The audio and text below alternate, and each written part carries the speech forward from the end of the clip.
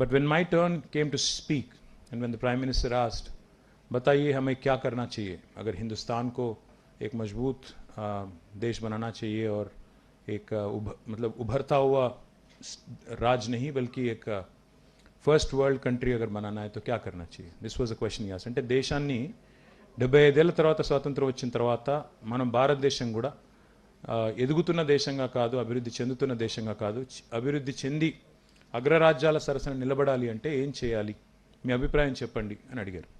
అడిగితే నేనేమన్నానంటే, సార్ మీరేమనుకోనంటే నేను నిర్మోహమాటంగా మాట్లాడతాను. If you allow me to speak. And this was a close door meeting. There were no mics, there were no TV cameras or anything. It was in camera.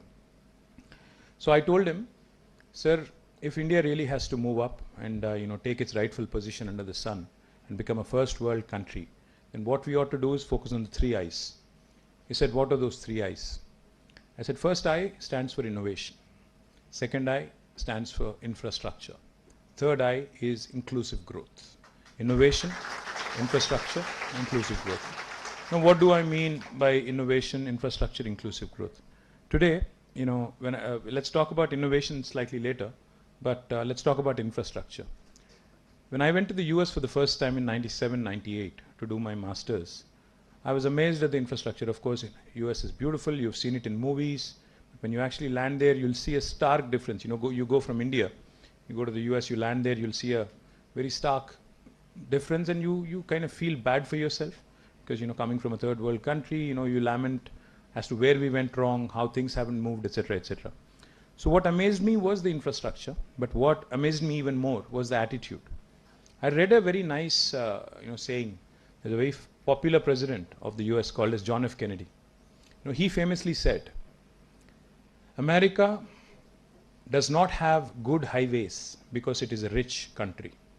America does not have good highways because it is a rich country. America is rich because it has good highways. What this goes to tell you is, infrastructure is something that we cannot undermine. If a state, if a city, if a country has to progress, if we really have to move up the social ladder and become a first world country, there is no substitute for creation of infrastructure. There's no way a country can not create infrastructure and hope to be a first world country. So when I spoke in this meeting, I told the Honorable Prime Minister, I said, we have to create infrastructure of all kinds. We have to create rural infrastructure, we have to create urban infrastructure, we have to create water resources based infrastructure, drinking water, irrigation. We also have to create power infrastructure, electricity. We have to create ports, airports and seaports.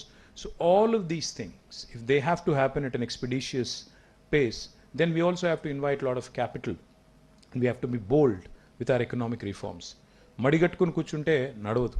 దేశం ముందుకెళ్ళాలి, బాగుపడాలి, దేశం నిజంగానే ఎదిగిన దేశాల సరసన చేరాలి అని డైలాగులు కొడితే పని అవ్వదు. పని కావాలి అంటే చిన్న ఉదాహరణ చెప్తాను నేను మీకు. ఒకప్పుడు ఇప్పుడు మా తరం అనుకోండి, మా తరం కానీ మా తండ్రి గారి తరం కానీ ఆలోచన ఎట్లా ఉండేది అంటే, నేను ఏదైనా గవర్నమెంట్ జాబ్ సంపాదించుకోవాలి, చదువుకోగానే టీచర్ ఉద్యోగమో లేకపోతే ప్రొఫెసరో లేకపోతే ఇంకోటో గవర్నమెంట్లో ఒక నౌకరీ సంపాదించాలి. ఇక గవర్నమెంట్ దొరకపోతే సెకండ్ ఆప్షన్ కింద ప్రైవేట్ సెక్టర్లో పని చేయాలి. కానీ పని చేసి కూడబెట్టి ఏం చేయాలి అల్టిమేట్గా?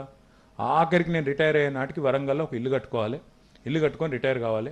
రిటైర్ అయినాక పిల్లల పెళ్ళిళ్ళు చేయాలి, సపరేట్గానే ఇంట్లో కూర్చొని సాయంత్రం 7 గంటలకు వార్తలు చూడాలి, పొద్దున్న లేచి ఈనాడు పేపరో ఇంకో పేపరో చదివి మంచిగా రెస్ట్ తీసుకోవాలి. ఇది ఆనాటి యాటిట్యూడ్. అంటే ఏంది ఆనాటి పరిస్థితి? రిటైర్మెంట్ నాటికి ఇల్లు కట్టాలి, ఆనాడు ఎంటర్ అవ్వడమే అదే ఎజెండాతో ఎంటర్ అయ్యేది. ఈరోజు పరిస్థితి ఏంటి? ఈరోజు పిల్లలు, ఇక్కడ ఉన్న పిల్లలందరూ, మీరందరూ ఎక్కడో దగ్గర అయితే you'll have your own startup or you'll basically start working for somebody else. ఎక్కడో దగ్గర జాబ్ వస్తుంది మీకు. వచ్చినాక ఏం చేస్తున్నారు మీరు? మొదటి నెల 2 నెలలు ఫస్ట్ కొనేది ఏంటిది? కారు, ఇల్లు. మొదట కొనేదే కారు, ఇల్లు. ఎందుకు చెప్తున్నా అంటే డిఫరెన్స్ చూడండి. జనరేషనల్ థింకింగ్లో తరాలు మారిన కొద్దీ థింకింగ్ ఎట్లా మారుతుంది? ఒకనాడు రిటైర్మెంట్ అప్పుడు ఇల్లు కట్టుకోవాలని ఎందుకు అనుకున్నారు మన ముందు జనరేషను?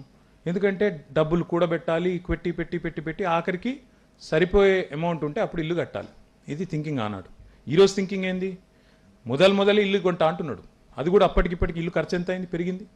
అప్పటికిప్పటికి 10 రెట్లు 20 రెట్లు పెరిగింది. అయినా ధైర్యం ఏందంటే నేను కిట్స్ లాంటి మంచి కాలేజీలో చదువుకున్నా, నా డిగ్రీతో ఎక్కడైనా ఉద్యోగం వస్తుంది,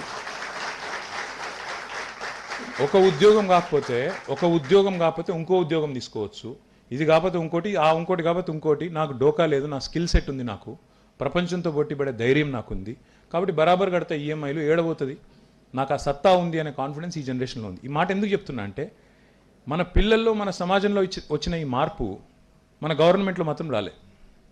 గవర్నమెంట్లు ఇంకా కూడా మూస పద్ధతిలో మడిగట్టుకొని అప్పు చేయొద్దు, అప్పు చేసి పప్పు కూడా తినొద్దు అనే పాతకాలం చింతకాయ పచ్చడి ఏదో ఉంటుంటుందో అదే డైలాగులు, అదే కథ తప్ప. ఇప్పుడు చిన్న విషయం మీకు ఎగ్జాంపుల్ చెప్తాను. ఇన్ఫ్రాస్ట్రక్చర్ బిల్డ్ చేయాలి. ఇక్కడ ఉన్న వాళ్ళు ఎవరైనా బయటికి ఎక్కడైనా వేరే కంట్రీకి పోయి ఇండియాకి వస్తే ఎంత బాధ అవుతుందంటే, అరే అక్కడ హైవేలు ఎందుకు బాగున్నాయి, మన ఎందుకు బాలు, అక్కడ రోడ్లు ఎందుకు బాగుంటాయి, మన ఎందుకు బాలు, ఈ ఆలోచన ఆటోమేటిక్గా వస్తుంది ఎవరికైనా కూడా. ఎందుకు బాగుంటలేవు, ఎందుకు అంటే మనకు ఆ డైనమిజం లేదు. అది కంట్రీ బోల్డ్ ఎకనామిక్ రిఫార్మ్స్ తేవాలి, ఆర్థిక సంస్కరణలు తేవాలనే ఆలోచన లేదు. ఎందుకు లేదు? భయం, సోషియలాజికల్ కండిషనింగ్. ఈ మాట ఎందుకు చెప్తున్నాను నేనంటే మీకు, దయచేసి when you're getting out of this college, infrastructure మీద ఫోకస్ గవర్నమెంట్స్కి రావాలి, ఇండివిజువల్స్ కూడా రావాలి. మనం ఏం చేసినా ప్రపంచ స్థాయిలో ఆలోచించాలి తప్ప కింద ఆలోచించకూడదు. That is the first request I have for you. Innovation అని నేను ఏమంటున్నా అంటే, ఇన్నోవేషన్ అంటే కేవలం స్టార్టప్సే కాదు. ఇన్నోవేషన్ అంటే ఇక్కడ కిట్స్లో ఇప్పుడు మీరు నాకు మీ సెంటర్లో కొన్ని ఇన్నోవేటివ్ ఐడియాస్ చూపెట్టారు, కొన్ని ప్రోడక్ట్స్ చూపెట్టారు, అది మాత్రమే కాదు. టెక్నాలజీ లెడ్ ఇన్నోవేషన్ అనట్లేదు. ఇన్నోవేషన్ ప్రతి స్పియర్లో ఉండవచ్చు, ప్రతి దానిలో చేయవచ్చు. ఇన్నోవేషన్ గవర్నమెంట్లో కూడా రావచ్చు.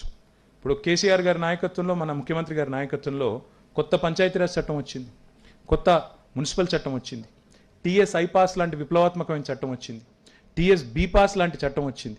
ఇవి కూడా ఇన్నోవేషనే. అడ్మినిస్ట్రేటివ్లో కూడా ఇన్నోవేట్ చేయొచ్చు. 20 రోజుల్లో బిల్డింగ్ పర్మిషన్ ఇవ్వాలి, లేకపోతే 21వ రోజు ఆటోమేటిక్ పర్మిషన్, అది ఇన్నోవేషనే. 15 రోజుల్లో ఇండస్ట్రీకి పర్మిషన్ ఇవ్వాలి, లేకపోతే 16వ రోజు ఆటోమేటిక్ అప్రూవల్, అది కూడా ఇన్నోవేషనే.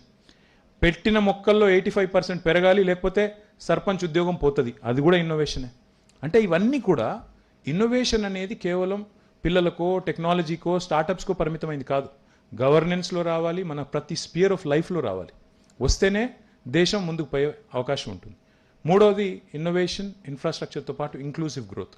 ఒక హైదరాబాదు, బెంగళూరులో స్టార్టప్స్ వస్తే, ఒక హైదరాబాద్, బెంగళూరులోనే ఐటీ పెరిగితే లాభం లేదు. వరంగల్లో పెరగాలి, కరీంనగర్లో పెరగాలి, ఖమ్మంలో పెరగాలి, నల్లగొండలో పెరగాలి. ఎస్పెషల్లీ కోవిడ్ తర్వాత మనం ఆలోచిస్తే అసలు జియోగ్రాఫిక్ బౌండరీస్కి అర్థం లేదు. టాలెంట్ ఉంటే పిల్లోడికి ఎక్కడ ఉన్న అమ్మాయికి కానీ అబ్బాయికి కానీ you can work from anywhere in the world. In fact this a company called Zoho in India. దాని ఫౌండర్ శ్రీధర్ వెంబు అని తమిళనాడు ఆయన ఏం చేస్తున్నాడు, ఓన్లీ టాలెంటెడ్ ప్రోగ్రామర్స్ని గ్రామాల్లో ఉండే వాళ్ళని ఎంచుకుంటున్నాడు. ఆయన ఆఫీస్ లేదు, ఏం లేదు, గ్రామంలో ఉండు, ఎక్కడన్నా ఉండు, చిన్న పట్టణంలో ఉండు, ఎక్కడన్నా ఉండు, హసన్పర్తిలో ఉండు, లేకపోతే మహబాద్లో ఉండు, ఇంకొకడు ఉండు, నాకు కావాలి ఫలానా పని, నాకు డెలివర్ చేస్తావా లేదా, దాంతో మతలబ్.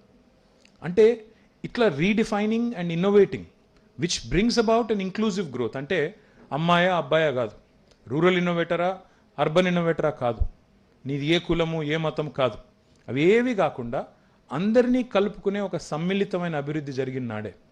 దళితుడా, గిరిజనుడా, బీసీయా, ఇంకోటా కాదు.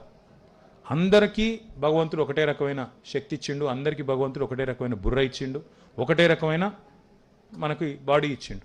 దాన్ని ఎట్లా వాడతావు ఆ బుర్రని, ఆ బుర్రతో నువ్వు ఏం చేయగలుగుతావు అనేదే ముఖ్యం. నా విజ్ఞప్తి ఏంటంటే మీతో, ఇన్నోవేషన్లో, ఇన్ఫ్రాస్ట్రక్చర్లో, ఇంక్లూజివ్ గ్రోత్లో ప్రభుత్వాల పాత్ర ఎంతైతే ఉంటుందో, ప్రైవేట్ వ్యక్తులుగా, సమాజంలోని ముఖ్యమైన వ్యక్తులుగా మన పాత్ర కూడా అంతే ఉంటుంది.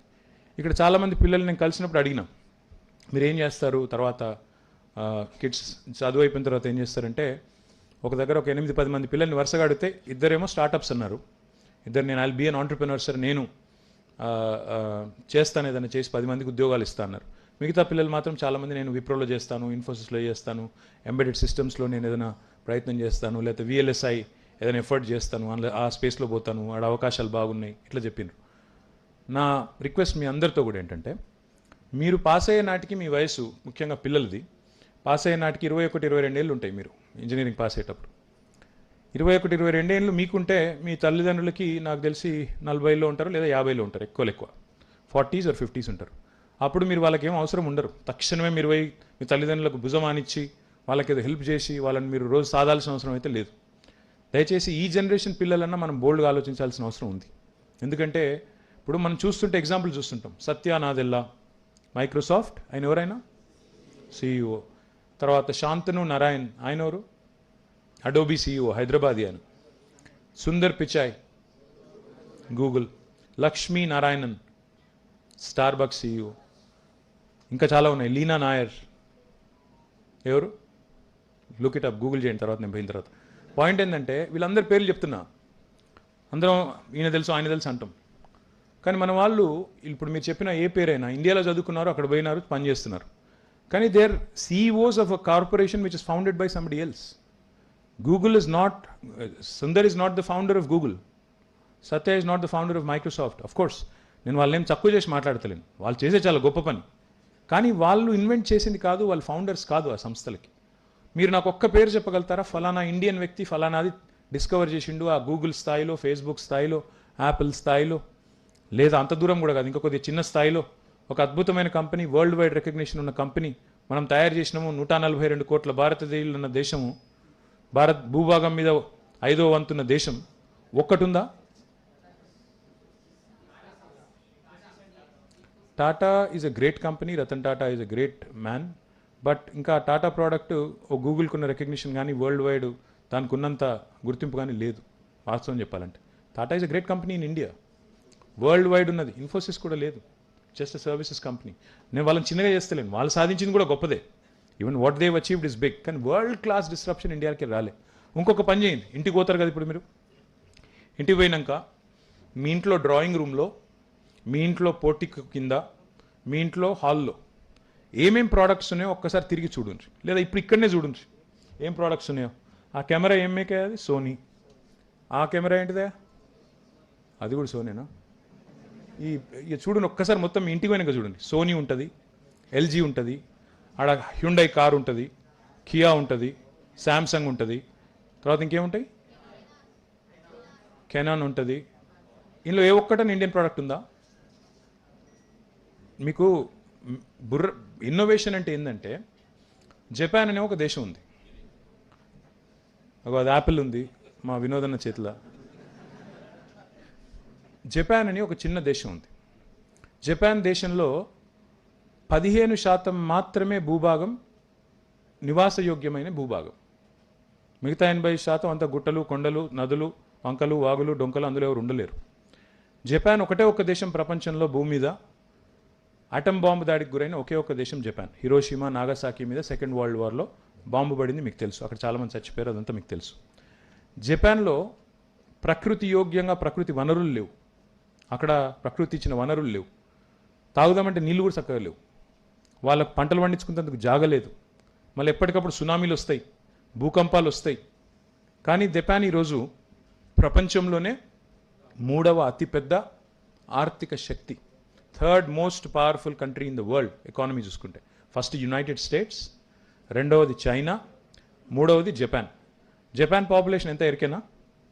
12 కోట్లు. మన పాపులేషన్ ఎంత ఎరికేనా? మరి వాళ్ళకు సునామీ వచ్చే, భూకంపాలు వచ్చే, వాళ్ళకు నీళ్లు దిక్కు లేకపోయే, భూమి దిక్కు లేకపోయే, బాంబులు పడే, అందులోకెళ్ళి 45లో బాంబులు పడితే ఈరోజు 2023 సంవత్సరంలో జపాన్ 3వ అతిపెద్ద ఆర్థిక శక్తిగా ఎట్లా ఎదిగింది? ఒకటే ఒక్కటి వాళ్ళు చేసింది, single minded focus on human intellect. వాడు వాడింది, మనం వాడింది ఏంటంటే, దేవుడు ఈక్వల్గా ఇచ్చిన బుర్ర ఏదైతుందో వాడు బాగా వాడిండు, మనం వాడలేదు. తేడా అదే. మనం ఏం చేస్తున్నాం? చైనా ఉంది ఫర్ ఎగ్జాంపుల్. 1987లో చైనా, ఇండియా ఎగ్జాక్ట్గా సేమ్ సైజ్, ఎకానమీ సైజ్ తీసుకుంటే, GDP తీసుకుంటే ఈక్వల్ సైజ్. 87లో సేమ్ చోట, అంటే ఇప్పుడు స్పోర్ట్స్ ప్యారలెన్స్లో చెప్పాలంటే, స్పోర్ట్స్ టర్మ్స్లో చెప్పాలంటే, రన్నింగ్ రేస్లో ఇద్దరం ఒకటే దగ్గర ఉన్నాం 1987లో. ఈరోజు వాళ్ళు ఎక్కడున్నారు తెలుసా? వాళ్ళ GDP ఏందో తెలుసా? $18 ట్రిలియన్ల. మనం ఎంతో ఎరికేనా? 1 ట్రిలియన్ అంటే 1000 లక్షల కోట్లు. వాడు $18 ట్రిలియన్. మనం ఎంత తెలుసా? ఇండియా ఎకానమీ సైజ్ ఎవరని చెప్తారా? $3.34 ట్రిలియన్. ఒకటే దగ్గర రేస్ ప్రారంభించిన ఇండియా, చైనా. వాళ్ళేమో 36 ఏళ్లలో మనకంటే 6 రెట్లు ముంగటికి వెళ్ళిపోయినారు, మనం వెనుకకే ఉన్నాం. ఎందుకు అంటే మన ప్రయారిటీసు, మన ప్రాధాన్యాలు వేరైపోయినాయి ఈ దేశంలో. ఒకసారి మీరు దయచేసి నేను ఈ మాట అంటే నన్ను వేరేలాగా అనుకోకండి. మనం ప్రపంచ స్థాయి ప్రోడక్ట్స్ మీద మనం దృష్టి పెట్టలేదు. చైనానేమో డిసిషన్ తీసుకుంది, నా పోటీ అమెరికాతో, నా పోటీ జపాన్తో, నా పోటీ యూకేతో, నా పోటీ జర్మనీతో, నేను వాళ్ళతో పోటీ పడతాను, ప్రపంచం గర్వపడే ప్రోడక్ట్స్ తయారు చేస్తానని వాళ్ళు అటుకు పెట్టుకున్నారు ఓరియంటేషన్. మనం ఏం చేసుకున్నాం, నా పోటీ పాకిస్తాన్తో, నా పోటీ బంగ్లాదేశ్తో, నా పోటీ శ్రీలంకతో, నా పోటీ ఆఫ్ఘనిస్తాన్తో అని చెప్పి ఇక్కడనే తెచ్చినాం. ఎందుకు ప్రాబ్లం ఏంటి? ఎందుకంటే భారతదేశంలో కొన్ని అవలక్షణాలు ఉన్నాయి, వ్యవస్థలు ఉన్నాయి. నీ పక్కన కూర్చున్న కులం ఏంది, మతం ఏంది, ఆయన ఏం తినాలి, ఆయన ఏం వేసుకోవాలి, బట్టలు ఏం వేసుకోవాలి, కాలేజ్కి వస్తే ఏం మాట్లాడాలి, ఏం మాట్లాడద్దు, దీని మీద ఎక్కువైపోయింది ఫోకస్, దీని మీద ఎక్కువైపోయింది. అసలు పని మీద లేదు. మంచినీళ్ళు ఇవ్వాలన్న సోయి లేదు, రోడ్లు వేయాలన్న సోయి లేదు, కరెంట్ ఇవ్వాలన్న సోయి లేదు. కానీ ఈ అడ్డమైన దందాలు పెట్టుకొని ఇళ్ళని ఇరుక్కొని పోయినాం కాబట్టి ఇక్కడనే ఉన్నాం. కాబట్టి నా విజ్ఞప్తి మీతో ఏంటంటే, నిజంగా నెక్స్ట్ జనరేషన్ అన్న మారాలి, నిజంగా భారతదేశం అగ్రశ్రేణి దేశం కావాలి, అమెరికాతో పోటీపడే స్థాయికి రావాలి అంటే కరెంటు లేని ఊర్లు, నీళ్లు లేని ఊర్లు, నీళ్లు లేని తాండాలు, అదేవిధంగా నీరు లేక గొంతెండిన పొలాలు, ఇవన్నీ దుస్థితులు పోవాలి అంటే భారతదేశం యొక్క ఫోకస్ మారాలి, సమూలమైన మార్పులు రావాలి. నా విజ్ఞప్తి ఇందులో శ్రీశ్రీ గారు చెప్పినట్టు నేను సైతం, ఎవరని చెప్తారా? నేను సైతం అనేది ఇప్పుడు విన్నారా? నేను సైతం ప్రపంచాగ్ని కొద్దు కానీ దేశం కోసం నేను కూడా ఒక సమిధలాగా ఉడతా భక్తిగా పనిచేస్తానని మీరు అనుకుంటే, my humble request to all the youngsters here is, don't be a job seeker, be a job creator. ఎందుకంటే మీరు నేను ఇంకెవరి కోసమో పనిచేస్తాను అనే మనసులోంచి ఆలోచన తీసేసి, నేను ఎందుకు 10 మందికి జాబ్లు ఇవ్వలేను? ఎందుకంటే మీరు పాస్ అయిన తర్వాత నేను ఇందాక చెప్పినట్టు మీ తల్లిదండ్రులకు వయసు అయిపోలేదు, ఇంకా మీరేం అర్జెంటుగా పోయి వాళ్ళకేమి భుజం ఆనిచ్చి మీరు వాళ్ళని కాపాడే అవసరం ఏం లేదు. ఒక 5 ఏళ్ళలో 4 ఏళ్ళలో తనలాడండి. You please try your own entrepreneurial thing. ఎందుకంటే దానివల్ల ఏం జరుగుతుంది అంటే 2 జరుగుతాయి. ఒకటి, జీవితంలో మన ప్రయత్నం ద్వారా నేర్చుకునేది మనం ఇతరుల కోసం పనిచేస్తే నేర్చుకోం. Entrepreneurship is something that will teach you so many facets of life. And there is no better time in India, there was or there is no better time in India than now to be an entrepreneur. Because governments today understand that entrepreneurship is the key to create wealth, to create employment, and we have created conducive environment for you. We are enabling. ఇప్పుడు ఉదాహరణకి కిట్స్లో ఇక్కడ ఈరోజు బ్రహ్మాండమైన innovation and incubation centre వచ్చింది. హైదరాబాద్లో మీకోసం T hub ఉంది, we hub ఉంది, టీ వర్క్స్ ఉంది, టీఎస్ఐసి, మీ శాంత మీ అల్లు ఉంది ఇక్కడే అమ్మాయి. She's the CEO of TSIC. TSIC అంటే Telangana state innovation cell. TASK ఉంది, టీ వర్క్స్ ఉంది, తర్వాత రిచ్ ఉంది, research and innovation circle of Hyderabad. ఇవన్నీ మీకోసం ఏర్పాటు చేసిన సంస్థలు. మీరు వచ్చి వాడుకుంటే ఈరోజు నాకు చాలా గర్వంగా అనిపించింది. పొద్దున హుస్నాబాద్లో సతీష్ గారు తీసుకొని పోయినారు. అక్కడ ఒక ఆయన మహేందర్ అని, ఆయన గ్రామీణ ప్రాంతానికి సంబంధించిన వ్యక్తి, మరి ఎంత చదువుకున్నారో నాకు తెలియదు. ఆయన వచ్చి సతీష్ గారు నన్ను చాలా గర్వంగా తీసుకుపోయినారు. అన్న మీకు ఒకటి చూపెట్టాలా అన్నారు. ఏంటి అంటే, తీసుకుపోయి అక్కడ ఆయన ఒక రోటోవేటర్ ఆయన తయారు చేసిండు, ఫ్యాబ్రికేట్ చేసి. ఎవరు హైదరాబాద్లో ఎవరిని పట్టుకొని జీడిమెట్లలో ఫ్యాబ్రికేట్ చేసి ఒక రోటోవేటర్ తయారు చేసిండు. రోటోవేటర్ అంటే మనం పొలం దున్నేతందుకు వాడే రోటోవేటర్. ఇక్కడ గ్రామీణ ప్రాంతాల నుంచి వచ్చిన విద్యార్థులకు తెలుసు. నేను నన్ను ఏముంది ఇందులో ప్రత్యేకత, రోటోవేటరే కదా ఏముంది ఇందులో అన్న చెప్పినారు. బయట కొంటే 1,25,000 ఈయన సొంతంగా తయారు చేసిండు, 70,000 రూపాయల్లో తయారు చేసి మార్కెట్కి తీసుకొస్తానంటున్నాడు. దీన్ని ప్రోత్సహించాలి మనం అన్న. ఇది ఎందుకు చెప్తా ఉన్నా అంటే, ఇట్లాంటి ఎన్నో వినూత్నమైన ఆలోచనలు మనిషి అనుభవం నుంచే వస్తాయి. మనం ఎక్కడో చూడాల్సిన పని లేదు, మనందరం గూగుల్లు యాహూలు కనిపెట్టాల్సిన అవసరం లేదు. చిన్న చిన్న ఆలోచనలు, మీ చుట్టుపక్కల ఉండే ప్రపంచంలో ఉండే చిన్న చిన్న పెయిన్ పాయింట్స్. నా దగ్గర వైష్ణవి అనే అమ్మాయి సిరిసిల్లలో తెలంగాణ స్టేట్ ఇన్నోవేషన్ సెల్ వాళ్ళు స్కూల్ ఇన్నోవేషన్ ఛాలెంజ్ నిర్వహిస్తే అమ్మాయి వచ్చింది. ఏం కనిపెట్టామమ్మా అంటే, చిన్న విషయం, చాలా చిన్న పని ఆమె చేసింది. వాళ్ళు 2వ అంతస్తులో ఉంటారు ఇంట్లో, ఒక మిద్దెలో డాబా ఇల్లు, పైన 2వ అంతస్తులు ఉంటారు ఆమె వాళ్ళ అమ్మ వాళ్ళందరూ కలిసి. వాళ్ళ నాన్నకు ఆరోగ్యం బాగాలేదు. ఇంటికి సిలిండర్ వస్తే ఎట్లా గుంజుకపోవాలి, ఎవరు మోసుకపోవాలి? ఆ పాప మోసుకపోలేదు, వాళ్ళ అమ్మతో కాదు, ఎవరు తీసుకుపోవాలి? వాళ్ళ నాన్న సిక్కున్నాడు. ఏం చేసింది తెలుసా అమ్మాయి? ఒక పులి కనుక్కున్నది, ఒక పులి సిస్టమ్, ఇట్లా పైకి గుంజుకపోయేది. సిలిండర్ పెట్టి ఇట్లా మెల్లగా పయ్యలతో ఇట్లా గుంజుకపోయేటాడు. సింపుల్ టూల్ అది. కానీ if you think about it, necessity sometimes is the mother of invention. మీరు ఆలోచించండి, చుట్టుపక్కల మీరు ఏమేం జరుగుతుందో చూడండి. ఇప్పుడు స్విగ్గీ ఏంటి, జొమాటో ఏంటిది, ఇవన్నీ కూడా చిన్న చిన్నవి కదా. ఇంట్లో కూర్చొని ఒక బటన్ నొక్కితే నీకు ఫుడ్ రావాలా. నేను ఊబర్ ఫౌండర్ వచ్చిండే హైదరాబాద్కి సీఎం గారిని కలవడానికి. వచ్చినప్పుడు నేను అడిగిన, నీకు ఐడియా ఎట్లా వచ్చింది, ఊబర్ ఐడియా ఎట్లా వచ్చిందంటే ఆయన అన్నాడు, ఒకసారి ప్యారిస్లో మేము ఎక్కడో రెస్టారెంట్కి పోయినాము, వచ్చే వరకు లేట్ అయింది, 2 గంటలు అయింది రాత్రి. ఎవడు ఆపినా ఆపుతలేడు, ఎవడు ట్యాక్సీ ఎవడు ఆపుతలేడు. అప్పుడు నా ఫ్రెండ్ అన్నాడు, నా పక్కకున్నాడు, ఒక బటన్ నొక్కితే ట్యాక్సీ వస్తే ఎంత బాగుంటుండే అన్నాడు. కరెక్టే కదా అనిపించేది తయారు చేసిన అన్నాడు. అంటే అప్పుడప్పుడు ఈ స్పార్క్ ఏదో మనం కనిపెడితే రాకెట్లు కనిపెట్టాలనేది ఏం లేదు. Simple real life pain points ఏంటి, వాటికి పరిష్కారాలు ఏంటి, దీన్ని ఎట్లా టెక్నాలజీని ఎట్లా వాడచ్చు. నేను చాలాసార్లు సీఎం గారి దగ్గరికి వెళ్ళి, కేసీఆర్ గారి దగ్గరికి వెళ్ళి ఈ టెక్నాలజీ ఆ టెక్నాలజీ ఐఓటీ రోబోటిక్స్ అది అని మాట్లాడగానే ఆయన ఒకటే అడుగుతారు, దీనివల్ల సామాన్యుడికి ఉపయోగం ఏంది, ఏమన్నా దీంతో ఏమైనా లాభం ఉందా, అవుతుందేనా, అంతా ఉత్తుత ముచ్చటనేనా, లేకపోతే దీంతో ఏమైనా అవుతుందా, సామాన్యుడు తెలంగాణలో రైతు అంటే ఒక రైతు కూలీ అంటే ఆయనకి ఏం లాభం అయితే చెప్పు దీంతోనే అడిగాడు. అట్లా ఆలోచించండి దయచేసి. ఇండియాకి కావాల్సిన ఇన్నోవేషన్ ఏంటి. లాస్ట్ పాయింట్, నేను ఎక్కువ మాట్లాడను, ఒక 2 విషయాలు చెప్పి నేను ముగిస్తాను. When you embark on the journey of entrepreneurship, remember 3 things. First, be an original innovator. You can be a copycat, but Amazon చూసి ఇక్కడ ఫ్లిప్కార్ట్ పెట్టొచ్చు, అది ఇష్యూ కాదు. అక్కడెక్కడో సక్సెస్ అయింది, ఇండియాకి అడాప్ట్ చేసి దానిలో కొన్ని మార్పులు చేర్పులు చేసి తీసేయచ్చు. హాలీవుడ్ సినిమా తీసి హాలీవుడ్ సినిమాను చూసి ఇక్కడ కాపీ కొట్టి ఒకటి తీసేయచ్చు సినిమా, అది పెద్ద కష్టం కాదు. కానీ if your original, if your innovation is original, it will have a longer impact and larger impact on the society. Number 1. రెండవది, ఒరిజినల్ ఐడియాతో మీరు బయటికి రాగానే వెంటనే ప్రపంచం మిమ్మల్ని కౌగిలించుకొని అబ్బా అద్భుతం చేసినావు నువ్వు అని చెప్పి సెలబ్రేట్ చేయదు. Please remember, it's okay to fail, celebrate failure. జీవితంలో అప్పుడో ఇప్పుడో 2 దెబ్బలు తాకితేనే నేర్చుకుంటాం దాని నుంచి. It's okay to fail, it's okay to fail. Fail అంటే క్లాస్లో ఫెయిల్ అవుడు కాదు, నేను చెప్పేది ఆంటర్‌ప్రెన్యూర్‌షిప్లో ఫెయిల్ అవుడు.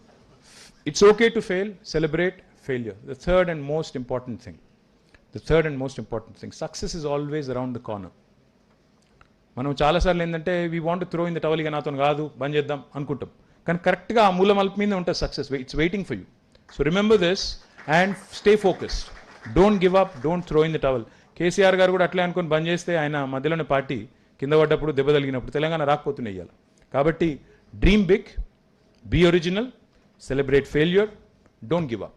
Thank you. జై తెలంగాణ.